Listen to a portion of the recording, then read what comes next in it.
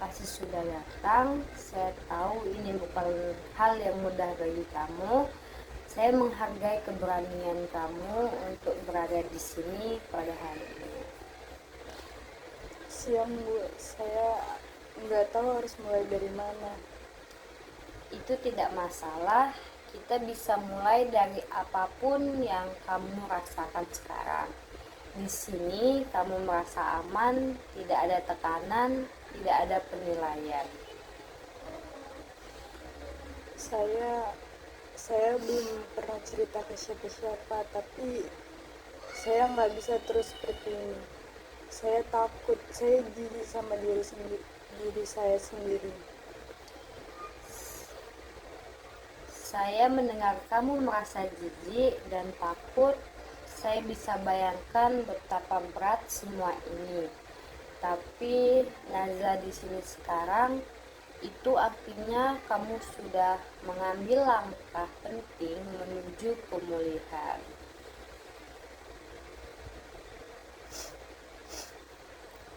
Saya diperkosa sama guru privat saya 2 tahun lalu. Waktu itu saya masih kelas 3 SMA. Saya percaya sama dia. Saya sendirian di rumah waktu itu. Kamu sudah mengalami sesuatu yang sangat menyakitkan dan tidak adil. Saya ingin kamu tahu, kamu tidak salah, kamu bukan penyebabnya. Tapi saya diam Bu. Saya nggak melawan. Saya cuma beku. Kayak tubuh saya nggak punya tenaga.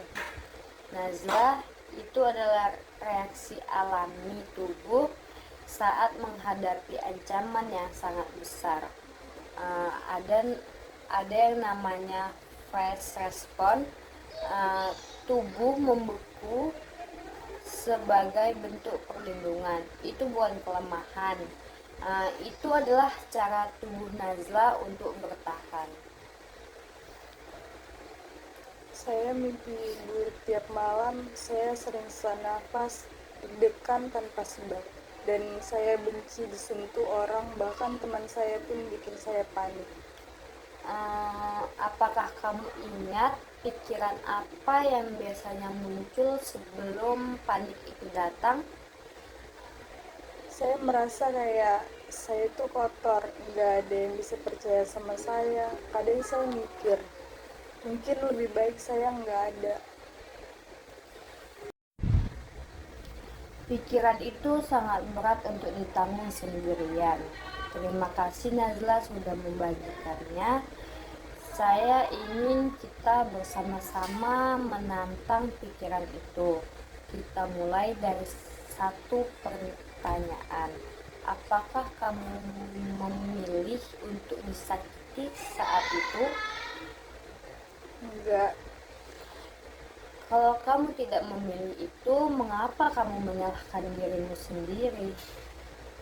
Karena saya diam, saya merasa lemah. Saya melihat Nazla sekarang, kamu berani untuk bercerita di sini, kamu mencari bantuan. Itu bukan suatu kelemahan Nazla, itu keberanian yang sangat luar biasa. Dan justru karena kamu tidak menyerah, kamu ada di sini.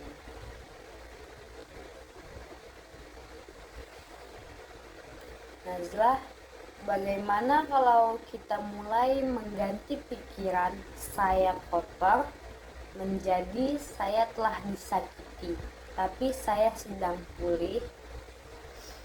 Saya telah disakiti, tapi saya sedang pulih. Bagaimana rasanya mengucapkan itu? Agak ringan, nggak sepenuhnya percaya, tapi lebih baik dari biasanya. Kita akan latih itu, kita akan buat afirmasi baru, karena pikiran punya kekuatan besar untuk membentuk perasaan kita. Nazla, kamu pernah punya kebiasaan spiritual sebelumnya? Seperti doa, menulis jurnal, syukur, atau zikir? Dulu saya rajin sholat, tapi sejak kejadian itu saya merasa Tuhan jauh dari saya. Boleh saya ajak berpikir, mungkin bukan kamu yang menjauh dari Tuhan, tapi kamu sedang dalam proses kembali dan Tuhan tetap ada di situ, menunggu kamu pulih. Saya ingin mencoba lagi. Pelan-pelan bisa Nazla, tidak ada paksaan di sini, tapi saya percaya koneksi spiritual bisa menjadi kekuatan besar dalam proses pemulihan. Nazla, kamu bukan trauma itu, kamu bukan kejadian itu, kamu lebih dari itu. Hari ini kamu sudah melangkah, dan langkah pertama adalah yang paling sulit.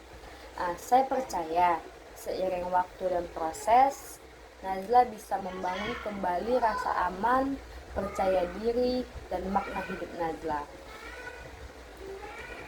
Terima kasih, Bu.